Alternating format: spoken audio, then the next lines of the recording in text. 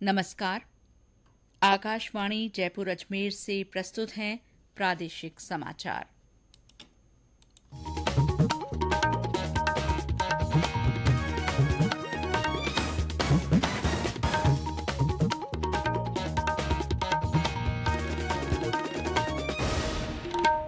मुख्य समाचार। प्रदेश की 7 विधानसभा सीटों के उपचुनाव के लिए नामांकन भरने की प्रक्रिया शुरू। Rising Rajasthan global investment summit से पहले अब तक खान से जुड़े 45,000 करोड़ रुपए से अधिक के एमओयू हुए। नगरीय विकास और स्वायत्त शासन राज्य मंत्री झाबर सिंह खर्रा ने कहा, अंतिम छोर पर बैठे व्यक्ति की समस्या का समाधान करना सरकार का उद्देश्य। और जयपुर के जवाहर कला केंद्र में 27वें लोक रंग महोत्सव की रंगारंग शुरुआत।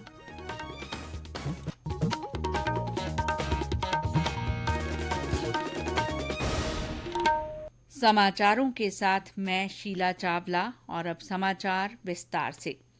निर्वाचन आयोग ने राज्य विधानसभा की 7 सीटों के उपचुनाव के लिए अधिसूचना जारी कर दी है। इसके साथ ही झुंझुनू, दौसा, रामगढ़, देवली उनियारा, खींवसर, सलूंबर और 84 विधानसभा क्षेत्रों में नामांकन की प्रक्रिया शुरू हो गई है। मुख्य निर्वाचन अधिकारी नवीन महाजन ने बताया कि चुनाव के लिए 25 अक्टूबर तक नामांकन भरे जा सकेंगे।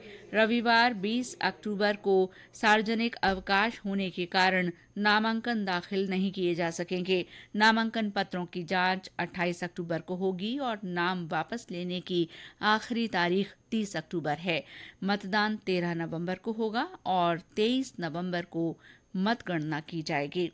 इस बीच भाजपा और कांग्रेस सहित विभिन्न दलों में उम्मीदवारों के चयन को लेकर सरगर्मियां बढ़ गई हैं। उपचुनावों में गठबंधन के लिए पूर्व मुख्यमंत्री अशोक गहलोत ने कहा कि इस पर हाईकमान फैसला करेगा। उन्होंने कहा कि कांग्रेस प्रदेश में मिलकर उपचुनाव लड़ेगी और जीत दर्ज करेगी। कांग्रेस ने सभी उपचुनाव वाले क्षेत्रों में पार्टी के वरिष्ठ पर्यवेक्षक नियुक्त कर दिए हैं। दूसरी ओर भाजपा के प्रदेश अध्यक्ष मदन राठौड़ ने संकेत दिए कि पार्टी लोकसभा और विधानसभा चुनावों में हारे हुए प्रत्याशियों को भी टिकट दे सकती है। उन्होंने आज जयपुर में कहा कि जिताऊ प्रत्याशियों को टिकट दिए जाएंगे। उन्होंने कहा कि कांग्रेस ने लोकसभा चुनावों में आरक्षण खत्म करने का भ्रम फैलाकर मतदाताओं को गुमराह किया, लेकिन अब जनता में कोई भ्रम नहीं है। वहीं सभी निर्वाचन क्षेत्रों में प्रशासनिक तैयारियां जोर शोर से चल रही हैं।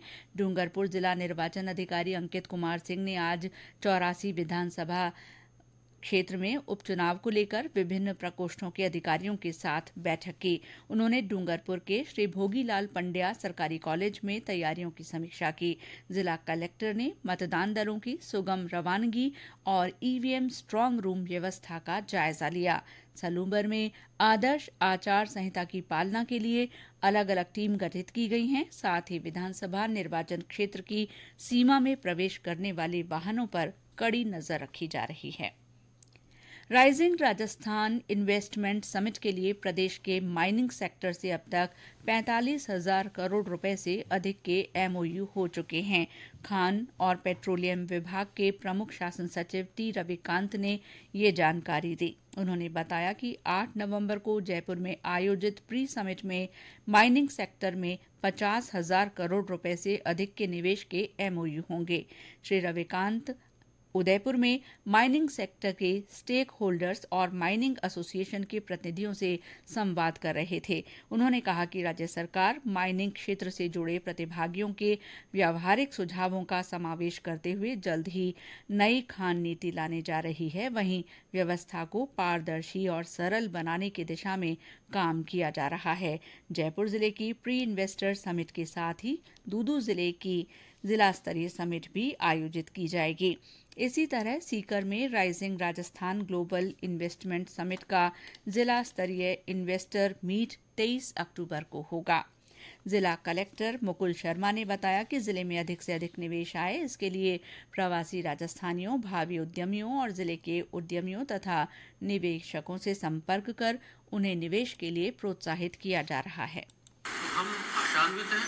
हम अपने यहाँ की जो NRR हैं, नॉन रेजिडेंट राजस्थानी हैं, उनसे भी संपर्क कर रहे हैं, सबसे आग्रह कर रहे हैं, अनुरोध कर रहे हैं कि वो आएँ, सीकर जिले में आएँ, निवेश करें और अपना उद्योग लगाएं। और राज्य सरकार द्वारा जो भी फैसिलिटीज़ दी जा रही हैं, ये जो अभी पॉलिसीज़ उनके तहत, उनका लाभ उठाएं और स्वयं भी लाभान्वित हो और क्षेत्र के अपने क्षेत्र के लोगों को भी। वर्तमान में अभी तक करीब 81 MOU हमारे उस पर सहमति बनी है और 1244 करोड़ रुपए का निवेश इस समय संभावित है और करीब 2475 व्यक्तियों को रोजगार प्रस्तावित है। प्रधानमंत्री नरेंद्र मोदी कल नई दिल्ली में कर्मयोगी राष्ट्रीय शिक्षण सप्ताह NLW का शुभारंभ करेंगे। सप्ताह के दौरान मंत्रालयों और विभिन्न विभागों में नवनियुक्त कर्मचारियों को प्रशिक्षण दिया जाएगा। हर कर्मचारी को इस दौरान कम से कम 4 घंटे का प्रशिक्षण लेना होगा। ये सप्ताह व्यक्तिगत प्रतिभागियों, मंत्रालयों, विभागों और संगठनों द्वारा विभिन्न तरह की भागीदारी के माध्यम से सीखने के लिए समर्पित रहेगा। ये समाचार आकाशवाणी जयपुर अजमेर से प्रसारित किए जा रहे हैं। समाचारों में आपका फिर से स्वागत है।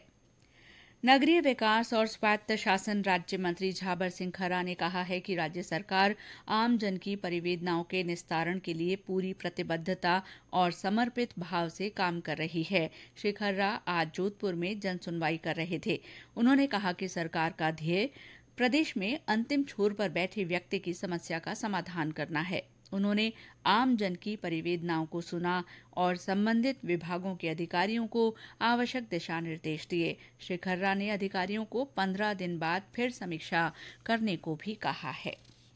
ऊर्जा राज्य मंत्री हीरालाल नागर ने कहा है कि प्रदेश की भाजपा सरकार अपने कार्यकाल में फ्यूल सरचार्ज नहीं बढ़ाएगी।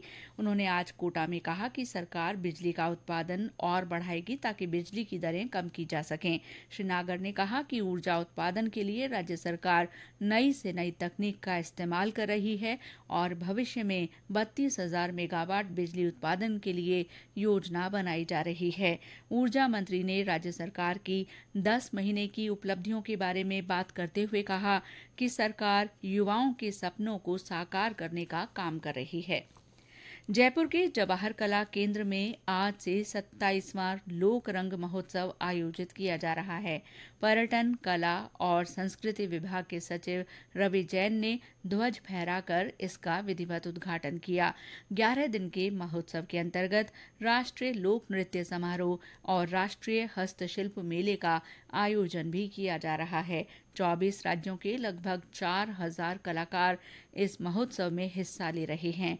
राष्ट्रीय लोक नृत्य समारोह के तहत राजस्थान की लोक कलाओं के साथ ही पंजाब, महाराष्ट्र, उत्तर प्रदेश, मध्य प्रदेश, असम, त्रिपुरा, उत्तराखंड, हिमाचल प्रदेश समेत अन्य राज्यों के कलाकार अपनी लोक कलाओं की प्रस्तुति देंगे। जयपुर स्थापना दिवस समारोह आज से शुरू हो गया है। शहर के मोती डूंगरी गणेश मंदिर में गणपति की पूजा अर्चना के साथ ही इस समारोह का शुभारंभ हुआ। नगर निगम हेरिटेज समारोह के तहत 1 महीने तक रोजाना अलग अलग कार्यक्रमों का आयोजन करेगा। इन कार्यक्रमों में देश और प्रदेश के प्रसिद्ध कलाकार प्रस्तुतियां देंगे। इस बार समारोह में राजस्थानी कार्यक्रम, सूफी कार्यक्रम, हेरिटेज वॉक, कथक नृत्य और बॉक्स क्रिकेट जैसे आयोजन होंगे। 21 अक्टूबर को जल महल की पाल पर सांस्कृतिक कार्यक्रम होगा। 22 अक्टूबर को बड़ी चौपड़ पर कव्वाली का कार्यक्रम रखा गया है। इसके अलावा बॉलीवुड नाइट, भजन संध्या और कवि सम्मेलन का भी आयोजन किया जाएगा, जिसमें देश के ख्यातनाम कलाकार अपनी प्रस्तुति देंगे। भरतपुर में जल्द ही मधुमक्खी पालन उत्कृष्टता केंद्र खोला जाएगा। ये राजस्थान का पहला मधुमक्खी पालन उत्कृष्टता केंद्र होगा। हमारे भरतपुर संवाददाता ने बताया कि इसके लिए पंचायत समिति सेवर के मई गुर्जर गांव में करीब 10 हेक्टेयर भूमि आवंटित की गई है।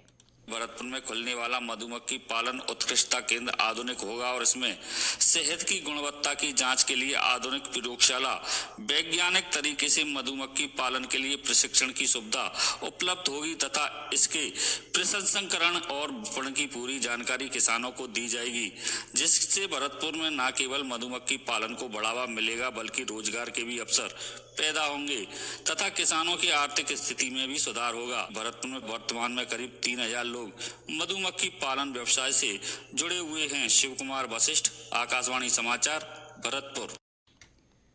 सिरोही जिले के आबू रोड में सशक्त राजस्थान के तहत आयोजित 3 दिन की प्रदर्शनी आज संपन्न हुई। समापन समारोह में जन स्वास्थ्य अभियांत्रिकी और भूजल मंत्री कन्हैया लाल तथा सांसद लुम्बाराम चौधरी ने शिरकत की। इस दौरान केंद्र और राज्य सरकार की योजनाओं के बारे में आमजन को जानकारी दी गई। केंद्र और राज्य के विभिन्न विभागों की ओर से प्रदर्शनी में स्टॉल लगाए गए। प्रधानमंत्री नरेंद्र मोदी 27 अक्टूबर को आकाशवाणी के मन की बात कार्यक्रम में अपने विचार साझा करेंगे। ये इस मासिक रेडियो कार्यक्रम की 115वीं कड़ी होगी। श्रोता इस महीने की 25 तारीख तक टोल फ्री नंबर 1800-117800 पर कार्यक्रम के लिए सुझाव भेज सकते हैं। इसके अलावा 1922 नंबर पर मिस्ड कॉल देकर SMS पर मिले लिंक से भी सुझाव भेजे जा सकते हैं।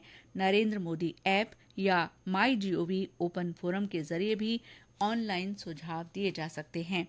और अंत में मुख्य समाचार एक बार फिर।